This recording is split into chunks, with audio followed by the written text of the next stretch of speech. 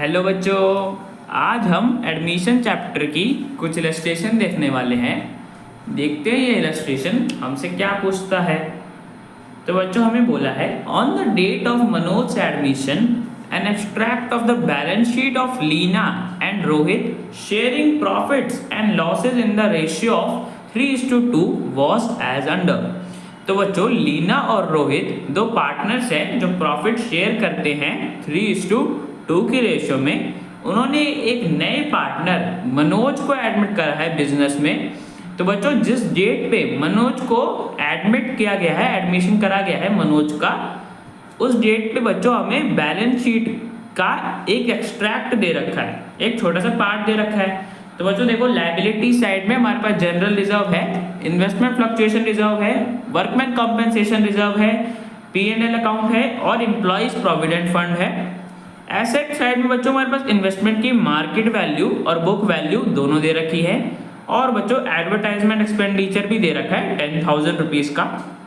आगे बच्चों हमें बताया कि जो मनोज न्यू पार्टनर है उसको बिजनेस में 1/5 शेयर के लिए एडमिट करा गया है, मतलब प्रॉफिट में से 1/5 शेयर मनोज को मिलेगा। और बच्चों में बता रखा है कि वर्कमैन कंपेंसेशन क्लेम भी आया है फर्म के पास 2500 रुपीज़ का।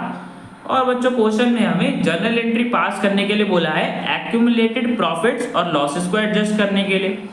तो बच्चों करते हैं, देखो बच्चों सबसे पहले हम अपना इन्वेस्टमेंट से शुरुआत करते हैं। देखो बच्चों इन्वेस्टमेंट की हमारी मार्केट वैल्यू दे रखी है 1,90,000 रुपीज़ और बुक वैल्यू है 2 लाख रुपीज़। तो बच्चों देखो हमने 2 लाख रुपए की इन्वेस्टमेंट करी थी, बट उसकी मार्केट में वैल्यू कितनी चल रही है 1,90,000। तो बच्चों मार्केट में तो कम वैल्यू चल रही है, मतलब इन्वेस्टमेंट की मार्केट वैल्यू डिक्लाइन फॉल हो गई है, मार्केट में उसकी वैल्यू गिर गई है, गिरावट आ गई है 10,000 रुपीज़ की। तो बच्चों देखो इन्वेस्टमेंट की मार्केट वैल्यू में जब फॉल आती है तो हम उसको एडजस्ट करने के लिए इन्वेस्टमेंट फ्लक्चुएशन रिजर्व से अमाउंट लेते हैं। और बच्चों यहाँ पे इन्वेस्टमेंट फ्लक्चुएशन रिजर्व फर्म पहले से क्रिएट करके चल रही है 15,000 रुपीज़ का, मतलब जो 10,000 का यहाँ पे इन्वेस्टमेंट की मार्केट वैल्यू गिर गई है उसे हम एडजस्ट कर सकते हैं अपने इन्वेस्टमेंट फ्लक्चुएशन रिजर्व से 10,000 रुपये लेके। ठीक है बच्चों, रिजर्व हम इसीलिए क्रिएट करते हैं ना कि अगर कोई इन्वेस्टमेंट की मार्केट वैल्यू में फॉल आएगा, मार्केट वैल्यू कब गिर जाएगी, तो हम रिजर्व से लेके वो अमाउंट एडजस्ट कर सकें। यहाँ पे बच्चों 10,000 के हमारी मार्केट वैल्यू में फॉल आ गई है तो अपने इन्वेस्टमेंट फ्लक्चुएशन रिजर्व जिसमें 15,000 रुपीज़ है वहाँ से 10,000 रुपीज़ लेके एडजस्ट कर सकते हैं। तो बच्चों देखते हैं इसकी जनरल एंट्री क्या पास करेंगे। तो बच्चों देखो इन्वेस्टमेंट फ्लक्चुएशन रिजर्व को हम डेबिट कर देंगे, बिकॉज रिजर्व है, क्रेडिट नेचर का होता है, इसे ट्रांसफर कर रहे हैं। इन्वेस्टमेंट में 10,000 हम एडजस्ट कर रहे हैं ना, तो डेबिट कर देंगे 10,000 रुपीज़। और बच्चों इन्वेस्टमेंट अकाउंट को हम क्रेडिट कर देंगे, बिकॉज इन्वेस्टमेंट की हमारे मार्केट वैल्यू में 10,000 रुपये से गिरावट आ गई है, इन्वेस्टमेंट की वैल्यू कम हो गई है। तो मार्केट वैल्यू तक लाने के लिए इन्वेस्टमेंट की वैल्यू को हमें कम करना पड़ेगा, और कम करने के लिए बच्चों क्रेडिट करते हैं, तो 10,000 से क्रेडिट कर देंगे। ठीक है बच्चों, तो जो इन्वेस्टमेंट की मार्केट वैल्यू कम हो गई थी हमने उसे एडजस्ट कर दिया अपने रिजर्व से अमाउंट लेके। ठीक है बच्चों, तो इन्वेस्टमेंट की एंट्री कर दी। अब बच्चों हमें क्वेश्चन में बता रखा था कि वर्कमैन कंपेंसेशन क्लेम आया है 2500 रुपीज़ का, मतलब किसी वर्कर ने क्लेम करा है 2500 रुपीज़ का।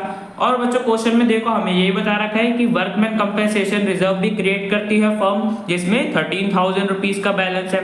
तो बच्चों देखो 2500 रुपये का क्लेम आया जिसे हम आसानी से मीट कर सकते हैं अपने रिजर्व से। रिजर्व बच्चों हम वर्कमैन कंपेंसेशन रिजर्व इसीलिए क्रिएट करते हैं ना कि अगर कोई भी वर्कर का क्लेम आया तो हम उसको मीट कर सकें। तो बच्चों यहाँ पे 13,000 का बैलेंस है जिससे हम 2500 रुपये लेके इस क्लेम को मीट कर सकते हैं, क्लेम में पैसा दे सकते हैं। तो बच्चों करते हैं इसकी journal entry. Workman compensation reserve से बच्चों 2500 रुपीज़ लेंगे तो डेबिट कर देंगे, बिकॉज रिजर्व हमारा लायबिलिटी होती है, और क्रेडिट करते हैं जब क्रिएट करते हैं तो अब यहाँ पे हम ट्रांसफर कर रहे हैं, पैसा ले रहे हैं, तो रिजर्व को डेबिट कर देंगे 2500 रुपीज़। और बच्चों वर्कमैन कंपेंसेशन क्लेम अकाउंट के लिए हम प्रोविजन क्रिएट करेंगे कि हमें 2500 रुपीज़ देने हैं क्लेम के, तो क्रेडिट कर देंगे, लायबिलिटी क्रिएट कर देंगे कि हमें 2500 रुपीज़ क्लेम के देने हैं 2500 रुपये।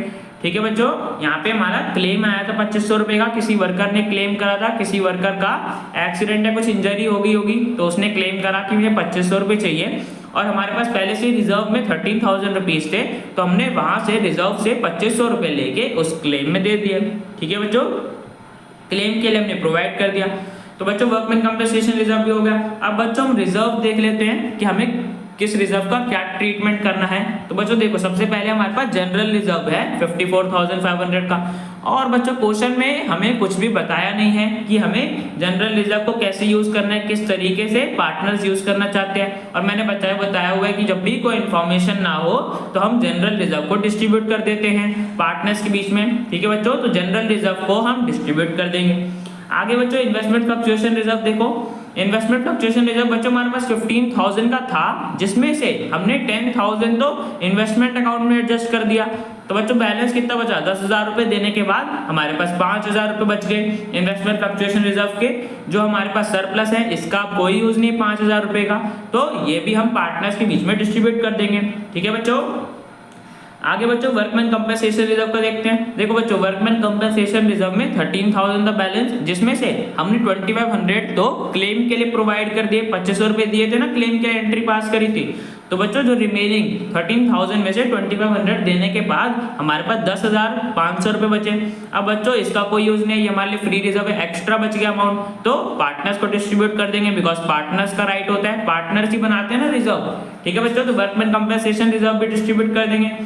आगे बच्चों हमें प्रॉफिट एंड लॉस अकाउंट दे रखा है, और बच्चों मैंने पहले ही बताया हुआ है कि जब भी profit and loss account liability side हो तो इसका मतलब क्या होता है कि किसी साल का प्रॉफिट डिस्ट्रीब्यूट करना रह गया था जो अभी तक लायबिलिटी साइड में है, हमें ये प्रॉफिट डिस्ट्रीब्यूट करना है, पार्टनर्स को देना है, तभी तो लायबिलिटी साइड में ना। ठीक है बच्चों, तो 30,000 हमें डिस्ट्रीब्यूट करना है पार्टनर्स को, पार्टनर्स के बीच में। अगर बच्चों यहाँ पे profit and loss account asset side में होता तो फिर ये लॉस होता। ठीक है बच्चों, यहाँ पे क्रेडिट साइड में है तो ये हमें प्रॉफिट है जो डिस्ट्रीब्यूट करना है। आगे बच्चों एम्प्लॉइज प्रोविडेंट फंड दे रखा है 25,000 रुपीज का। तो बच्चों देखो ये हमारा रिजर्व नहीं होता, यहाँ पे प्रोविडेंट फंड देख के कुछ बच्चे इसे रिजर्व मान लेते हैं, बट बच्चों ये रिजर्व नहीं होता। एम्प्लॉइज प्रोविडेंट फंड तो बच्चों हमें एम्प्लॉय को पे करना होता है ना, देना होता है रिटायरमेंट के टाइम पे, तो बच्चों ये हमारी लायबिलिटी होती है। लायबिलिटी को हम कैसे डिस्ट्रीब्यूट कर सकते हैं, तो एम्प्लॉइज प्रोविडेंट फंड को हम डिस्ट्रीब्यूट नहीं करेंगे बिकॉज ये हमारे लिए लायबिलिटी होती है। ठीक है बच्चों, तो general reserve, investment fluctuation reserve, workman compensation reserve और P&L अकाउंट को हम डिस्ट्रीब्यूट कर देंगे पार्टनर्स के बीच में। और बच्चों हमेशा ध्यान रखना रिजर्व को हम हमेशा ओल्ड पार्टनर्स और उनकी ओल्ड प्रॉफिट शेयरिंग रेशियो में डिस्ट्रीब्यूट करते हैं। तो बच्चों हमारे पास ओल्ड पार्टनर लीना और रोहित है और उनकी रेशियो 3:2 थी। अब बच्चों लिखते हैं अमाउंट, जनरल रिजर्व 54,500 का था, profit and loss account 30,000 rupees का था, इन्वेस्टमेंट फ्लक्चुएशन रिजर्व बच्चों मैंने बताया था 10,000 रुपए हमने इन्वेस्टमेंट में जो मार्केट वैल्यू में फॉल हुआ था उसको एडजस्ट कर दिया, तो हमारे पास बैलेंस कितना का बचा 15,000 माइनस 10,000 तो 5,000 रुपीज का बैलेंस बचा था। ठीक है बच्चों, और वर्कमैन कंपनसेशन रिजर्व बच्चों हमारे पास 13,000 रुपीज का था, जिसमें से हमने 2,500 रुपीज क्लेम में प्रोवाइड कर दिए, क्लेम दे दिया, 2,500 रुपए का क्लेम आया था ना, तो जो रिमेनिंग बचा वो होगा पार्टनर्स के बीच में डिस्ट्रीब्यूट, और रिमेनिंग 10,500 रुपीज बचा। ठीक है बच्चों, तो टोटल ये 1 लाख रुपए हो गया जिसे हम डिस्ट्रीब्यूट कर देंगे लीना और रोहित के कैपिटल अकाउंट में क्रेडिट कर देंगे उनकी ओल्ड प्रॉफिट शेयरिंग रेशियो 3:2 की रेशियो में। ठीक है बच्चों, तो हमने क्रेडिट कर दिया, तो जितने भी हमारे एक्यूमुलेटेड प्रॉफिट थे जो हमें डिस्ट्रीब्यूट करने थे वो हमने डिस्ट्रीब्यूट कर दिए। और बच्चों देखो सारी आइटम्स तो बच्चों हमने डिस्ट्रीब्यूट कर दी, लायबिलिटी साइड वाली भी सारी डिस्ट्रीब्यूट कर दी, एसेट साइड वाला भी हमने इन्वेस्टमेंट का अकाउंटिंग ट्रीटमेंट बता दिया। अब बच्चों बस ये लास्ट हमारा एडवर्टाइजमेंट एक्सपेंडिचर बताया, तो बच्चों इसका भी हम ट्रीटमेंट देख लेते हैं। देखो बच्चों एडवर्टाइजमेंट एक्सपेंडिचर तो हमारा डेफर्ड रेवेन्यू एक्सपेंडिचर होता है, जिसका मतलब कि इसका बेनिफिट हमें सालों तक मिलता रहेगा। जैसे कि बच्चों हमने एक बार ही एडवर्टाइजमेंट करवाई तो उसका बेनिफिट हमें सालों तक मिलता रहेगा।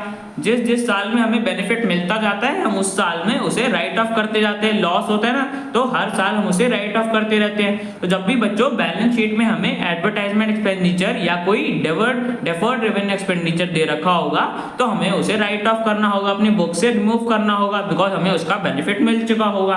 ठीक है बच्चों, तो 10,000 को हमें राइट ऑफ करना है एडवर्टाइजमेंट एक्सपेंडिचर को। और बच्चों राइट ऑफ भी हमेशा ओल्ड पार्टनर्स और ओल्ड प्रॉफिट शेयरिंग रेशो में करते हैं। तो बच्चों हम लीना और रोहित जो हमारे ओल्ड पार्टनर्स थे उनके कैपिटल अकाउंट को डेबिट कर देंगे, बिकॉज हमें लॉस है, हमारे लॉस के पैसे हम ले रहे हैं, राइट ऑफ कर रहे हैं ना एडवर्टाइजमेंट एक्सपेंडिचर को, तो इसके एडवर्टाइजमेंट के पैसे हम पार्टनर से ही लेंगे। तो लीना और रोहित के कैपिटल अकाउंट को डेबिट कर देंगे 3:2 की रेशियो में, और एडवर्टाइजमेंट एक्सपेंडिचर अकाउंट को क्रेडिट कर देंगे, बिकॉज ये फिक्टिशियस एसेट होता है। अब इसे ट्रांसफर कर रहे हैं हम पार्टनर्स के बीच में ट्रांसफर है ना, पार्टनर से पैसा ले रहे हो, एडवर्टाइजमेंट एक्सपेंडिचर हमारा अकाउंट ट्रांसफर या खत्म हो रहा है तो इसे क्रेडिट कर देंगे। ठीक है बच्चों, एडवर्टाइजमेंट एक्सपेंडिचर अकाउंट को हम राइट ऑफ कर देंगे बिकॉज इसका बेनिफिट हमें मिल चुका है। ठीक है बच्चों, जब भी एडवर्टाइजमेंट एक्सपेंडिचर बैलेंस शीट में दे रखा हो तो हमें इसे राइट ऑफ करना होता है। राइट ऑफ कैसे करते हैं बच्चों, पार्टनर के कैपिटल अकाउंट से पैसे ले लेते हैं, उनके कैपिटल अकाउंट को डेबिट कर देते हैं और इन्वेस्टमेंट एक्सपेंडिचर अकाउंट को क्रेडिट कर देते हैं। ठीक है बच्चों, तो बच्चों हमने सारी जितने भी हमें रिजर्व या प्रॉफिट या लॉस दे रखा था बैलेंस शीट में सबका ट्रीटमेंट कर दिया। तो बच्चों ये क्वेश्चन कंप्लीट हो गया। अब बच्चों मिलते हैं नेक्स्ट वीडियो में।